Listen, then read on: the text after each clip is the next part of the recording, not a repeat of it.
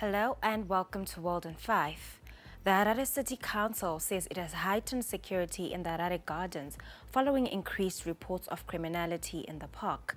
Recently, a Harare woman was stabbed to death by an assailant who tried to snatch her cell phone while walking in the park.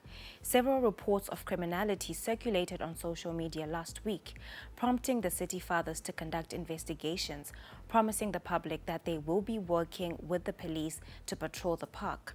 The city said they will be driving out street kids and vagrants who have taken over the park and calmed the public, saying some of the reports of murders are not correct.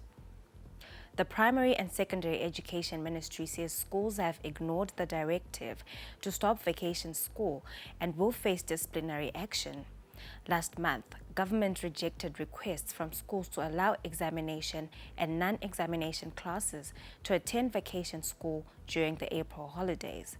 Some schools have, however, gone against that directive and are conducting the lessons for a fee. Primary and Secondary Education Ministry spokesperson Taunga Nandoro speaks. The Ministry of Primary and Secondary Education emphasizes the importance of compliance with the directive regarding the vacation school during the April holiday.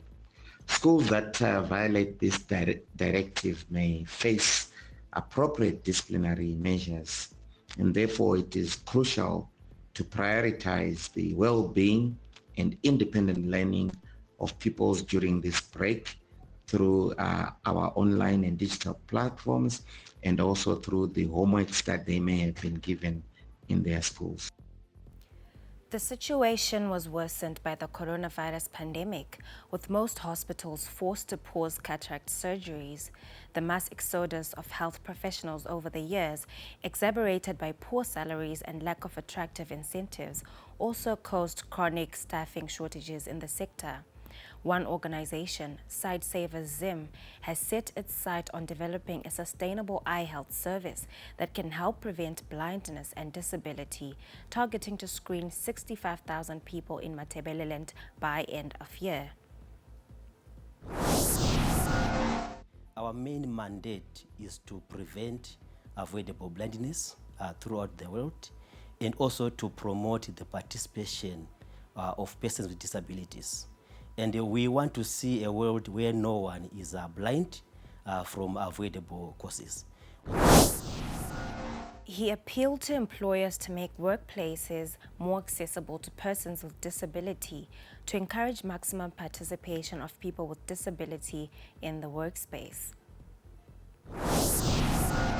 We are saying to the job seekers, you are not to be treated like a charity case, but you should be performing once you get employment, because the employer is all after, is concerned about productivity, is concerned about profit and so forth. So we'd want you to be at your maximum as far as productivity is concerned. So the program is preparing both the employer to be confident and also preparing the job seeker to be confident, so that at least we have a workplace that is inclusive of persons with disabilities.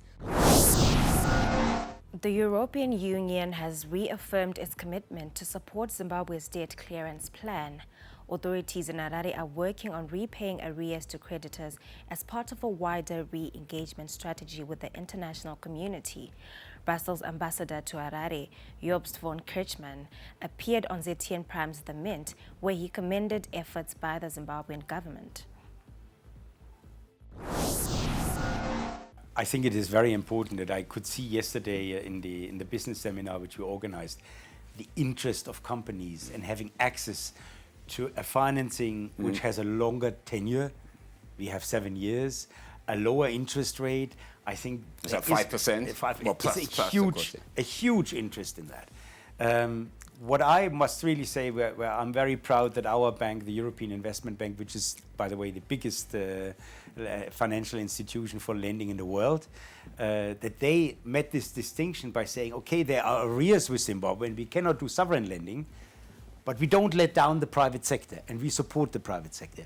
That is really, this is actually rather unique. It is. And that's all we had for you on World in 5. Good afternoon and thank you for watching.